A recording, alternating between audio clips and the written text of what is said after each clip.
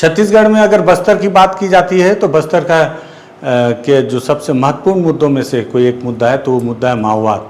और बीते दिनों माओवाद को लेकर जिस तरह से सरकार लगातार काम कर रही है और बीते 2 दिनों से जिस तरह से माओवादियों की चिट्ठी को लेकर लगातार बवाल मचा हुआ है, अब उस बवाल पर एक नया सवाल खड़ा हो गया है।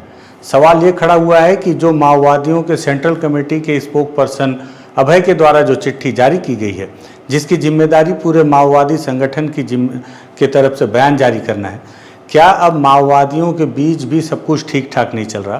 क्या माओवादियों के बीच दो फाड़ हो गया है?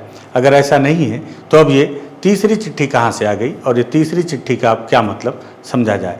इन माओवादियों के पत्र पर बातचीत करते हैं। नमस्कार, मैं विकास तिवारी हूँ और आप बस्तर टॉकीज देख रहे हैं।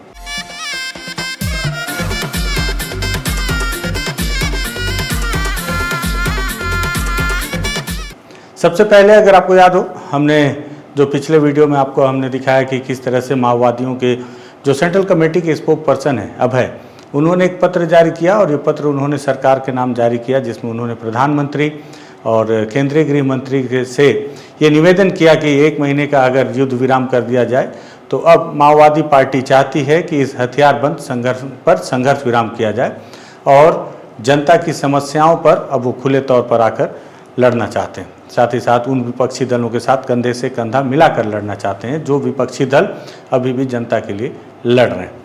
और उसके बाद फिर माओवादियों के ही जो पोलित ब्यूरो है, पोलित ब्यूरो माओवादी संगठन में सबसे शीर्ष पद होता है। महासचिव एक पद तो होता ही है, लेकिन जो पोलित ब्यूरो है वो सेंट्रल कमेटी से भी ऊपर होते हैं। उनमें से एक सदस्य वेणुगोपाल और सोनू दादा ने एक चिट्ठी जनता के नाम और अपने साथी कॉमरेडों के नाम लिखी। 6 पन्ने की ये चिट्ठी थी और इस चिट्ठी में सोनू दादा ने जिस तरह से अपने संगठन के द्वारा की गई गलतियां और विभिन्न प्रकार की अपनी जो सोच है उसको व्यक्त करते हुए उन्होंने जनता से माफ़ी भी मांगी थी और खेद भी व्यक्त किया था कि ये एक तरीके से हार है।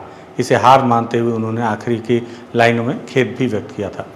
इस चिट्ठी पर लगातार बयानबाजी हो रही थी। सरकार ने इस पर केवल एक ही सटीक और सूक्ष्म मतलब बयान दिया, मतलब छोटा सा बयान दिया कि इस चिट्ठी पर संदेह है, पहले इसकी जांच पड़ताल की जाएगी और उसके बाद ही इस पर कोई बयान आगे सरकार देगी। सरकार ने अपना एक छोटा सा पक्ष इस पर रख दिया था, लेकिन हर किसी के मन में ये था कि अब सरकार क्या करेगी, सरकार इस पर क्या जवाब देती। उसी बीच अब तेलंगाना से तेलुगु में एक माओवादियों का पत्र जारी हुआ है और ये माओवादियों का पत्र माओवादियों के लेटर हेड पे ही है और ख़ास बात यह है कि इसे तेलंगाना के जो प्रवक्ता हैं माओवादियों के जगन, उनके द्वारा जारी किया गया है।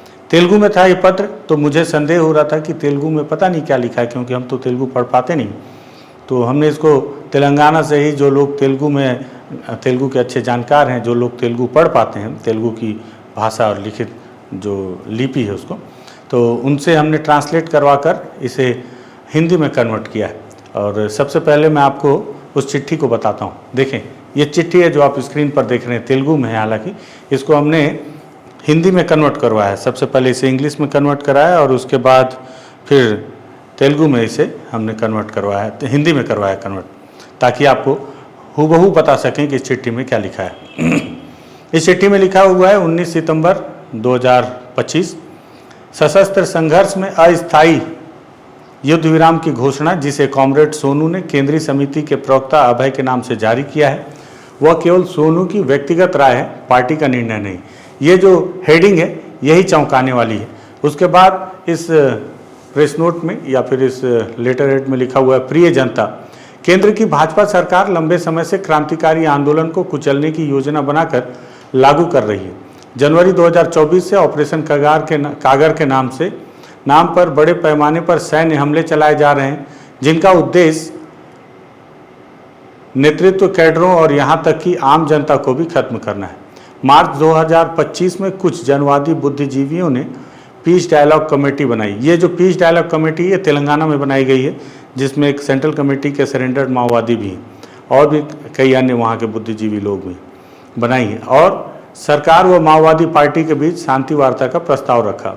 उस प्रस्ताव पर प्रतिक्रिया देते हुए केंद्रीय समिति ने स्पष्ट किया कि यदि कॉम्बिंग ऑपरेशन और हत्याएं बंद हो और नए कैंपों का निर्माण रोका जाए तो शांतिपूर्ण माहौल में वार्ता संभव है। लेकिन केंद्र सरकार ने बिना रुके सैन्य हमले जारी रखे और खून की नदियां बहाईं। केंद्रीय गृह मंत्री बार बार घमंड से कहते रहे कि मार्च 2026 तक वे माओवादी पार्टी को खत्म कर देंगे। इस बीच तेलंगाना और आंध्र राज्यों में जनता व जन संगठनों ने ऑपरेशन कगार की बर्बरताओं को रोकने की मांग उठाई। देश भर में अनेक बुद्धिजीवियों, संगठनों और प्रमुख हस्तियों ने इस युद्ध अभियान को रोकने की अपील की। अन्य राज्यों में भी इस मुद्दे पर बैठकें हुई। अब सभी अन्य राजनीतिक दलों ने भी ऑपरेशन कगार को रोकने की मांग करते हुए विरोध प्रदर्शन किए। फिर भी भाजपा नेतृत्व फांसीवादी विचारधारा से प्रेरित होकर संविधान और कानून की धज्जियां उड़ाते हुए इस विनाशकारी कार्यक्रम को आगे बढ़ाने पर अड़ा हुआ है। इसी क्रम में हमले और तेज हुए और 21 मई को पार्टी के महासचिव की टीम पर हमला हुआ। महासचिव सहित 28 साथियों की मौत हुई। जून, जुलाई, अगस्त और सितंबर की घटनाओं में केंद्रीय समिति सदस्य उदय उर्फ गजराला रवि, मोडेम बालकृष्ण, परवेश सोरेन झारखंड शहीद हो गए मतलब कि उनकी मौत हुई। माओवादियों ने अपने पत्र में उनको शहीद का दर्जा दिया है।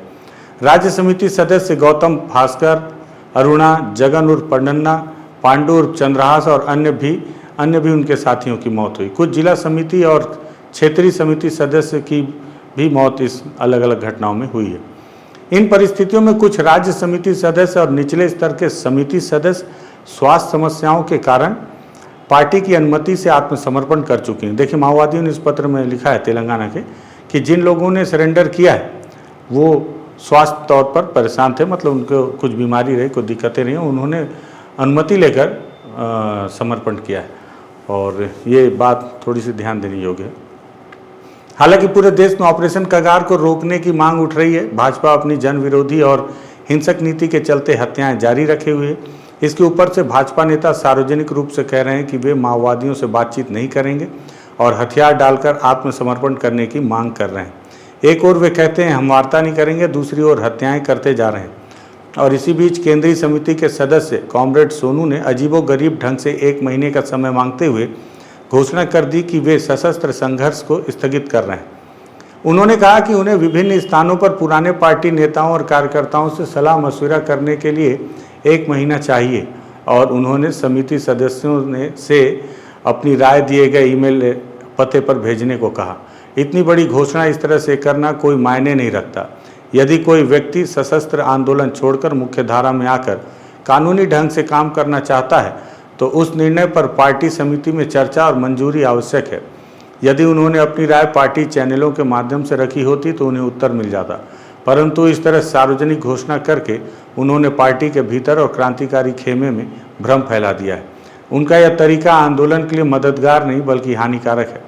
आज की दुनिया में कोई भी जिम्मेदार पार्टी इस तरह इंटरनेट पर सार्वजनिक घोषणा करके निर्णय नहीं लेती। एक गुप्त केंद्रीकृत लोकतांत्रिक सिद्धांतों से बंधी और कठोर दमन झेल रही पार्टी का जिम्मेदार सदस्य इस तरह नहीं कर सकता। पार्टी के ऊपर से नीचे तक सभी इस समस्या को लेकर चिंतित हैं। कोई भी अनावश्यक नुकसान नहीं चाहता, इसलिए इस मुद्दे का हल सार्वजनिक घोषणाओं से नहीं निकलेगा। यह समझना होगा कि ये क्षतियां भयंकर दमन के बीच हो रही हैं।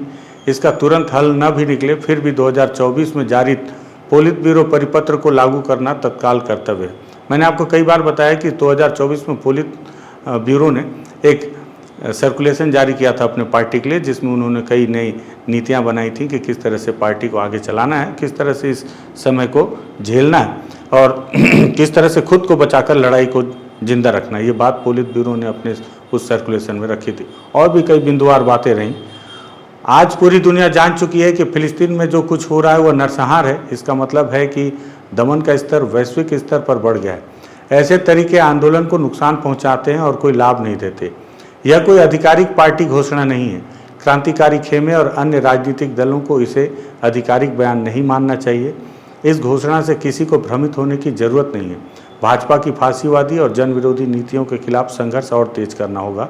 जगन जो है तेलंगाना के माओवादियों के जो स्टेट कमेटी के प्रवक्ता हैं और उन्होंने अपने सेंट्रल कमेटी के स्पोक पर्सन अभय के उस पत्र को खंडन करते हुए उसे जो अभय के रूप में सोनू और वेणुगोपाल के द्वारा जारी किया गया बयान है उनका व्यक्तिगत बयान बताया।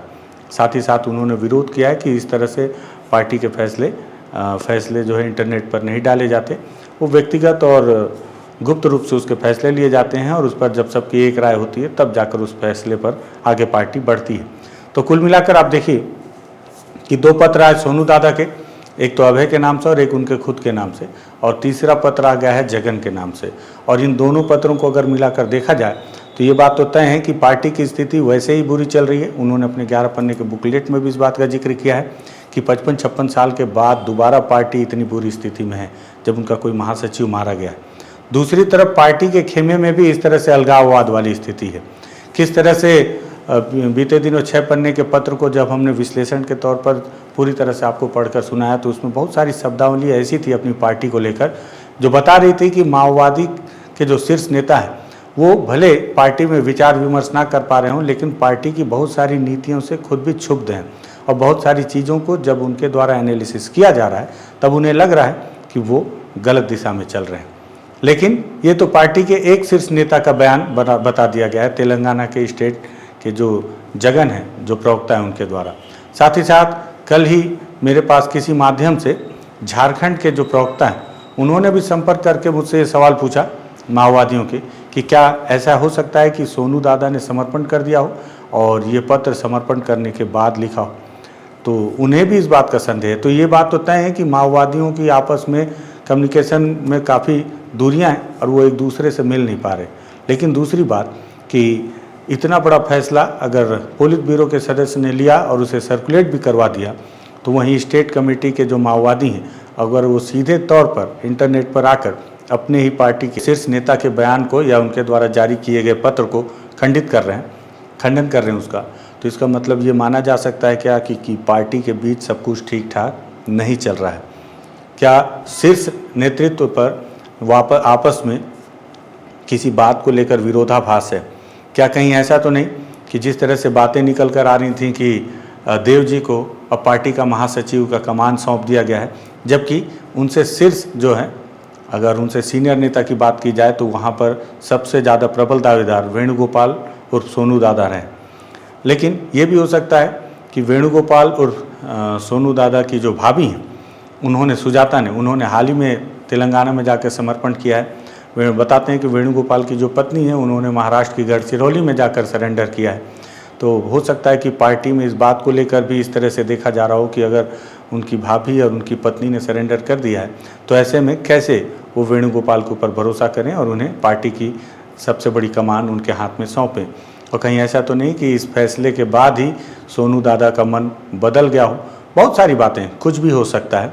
लेकिन ये भी बात तय है कि अब वेणुगोपाल के साथ देखना होगा कि जगन ने जो बात जो खंडन किया है वेणुगोपाल के क्योंकि वेणुगोपाल बहुत सीनियर नेता है और माओवादी पार्टी के, अगर उनकी बात को उनके पार्टी के निचले स्तर के प्रवक्ता अगर खंडन कर रहे हैं तो वेणुगोपाल के साथ पार्टी के कितने सदस्य हैं, इस बात का खुलासा माओवादियों ने नहीं किया, मतलब वेणुगोपाल ने भी नहीं किया। उन्होंने ये बताया कि उनके पार्टी के बहुत सारे लोगों से उनका संपर्क हो नहीं पा रहा, इसलिए उन्होंने 1 महीने का युद्ध विराम का समय भी सरकार से मांगा। लेकिन कितने लोगों के साथ उनकी बातचीत हुई जिस पर सभी ने सहमति जताई और इस पत्र को जारी किया गया, एक बड़ा सवाल है और एक संदेह भी है इस बयान पर अब, क्योंकि अब तक इस बयान पर संदेह नहीं था। इसे माओवादियों का बयान माना जा रहा था या माओवादियों का फैसला माना जा रहा था, क्योंकि माओवादियों के बयान को हम इसी तरह से लेते हैं कि जब उनके सेंट्रल कमेटी के कोई स्पोक पर्सन जिसका नाम अभय है उनके द्वारा अगर कोई पत्र जारी किया जाता है तो उसे ही पार्टी की तरफ से एक बयान माना जाता है जो कि पुष्टि वाला, और उसी के आधार पर यह समझ में आता है कि पार्टी की रणनीतियाँ क्या चल रही हैं, पार्टी के फैसले क्या हैं। लेकिन जब आप ही के फैसले को काटने के लिए आपके निचले स्तर के प्रवक्ता इस तरह से पत्र जारी कर रहे हैं तो आपको ये भी बताना होगा माओवादी के शीर्ष नेता वेणुगोपाल को कि आपके साथ कौन कौन हैं जो आपके इस फैसले में आपके साथ सहमति जताते हैं और कौन कौन ऐसे नेता हैं जिनसे आपका संपर्क नहीं हो पाया। साथ ही साथ ऐसे कौन नेता हैं जो आपसे असहमति भी जताते हैं, क्योंकि जब तक ये बातें क्लियर नहीं होंगी तो मुझे लगता है फिर सरकार का ही बयान ठीक है कि इस पत्र पर संदेह है। जब तक ये स्पष्ट नहीं हो जाता कि इस पत्र की भूमिका क्या है, इस पत्र के पीछे की रणनीतियाँ क्या है, तब तक इस पर सरकार कोई भी जवाब कैसे दे देगी। माओवादियों के उस पत्र पर एक बड़ा संदेह उत्पन्न करने वाले और विरोधाभास वाली स्थिति वाली ये पत्र तेलुगु में है, लेकिन मैंने इसे हिंदी में ट्रांसलेट करके आपके सामने लाया। ये सोचने पर भी मजबूर करता है कि ये जो एकजुट होकर लड़ने की बात करते हैं माओवादी, अब इनके बीच अगर फूट वाली स्थिति, इनके बीच अगर विरोधाभास वाली स्थिति है तो आखिर इसके पीछे वजह क्या होगी।